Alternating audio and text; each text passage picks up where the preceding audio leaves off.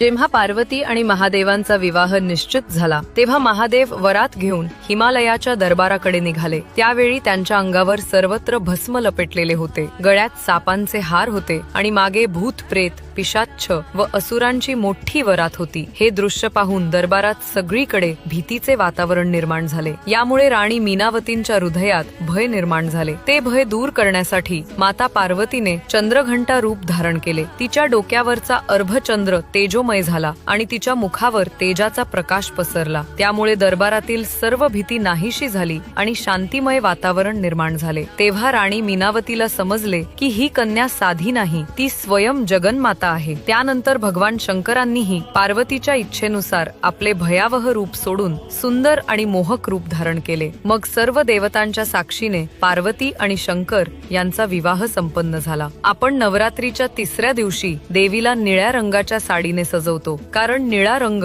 हा शांती आणि समृद्धीचे प्रतीक आहे। चंद्रघंटेची उपासना केल्याने नकारात्मक ऊर्जा दूर होते आणि मनात शांती व धैर्य निर्माण होते।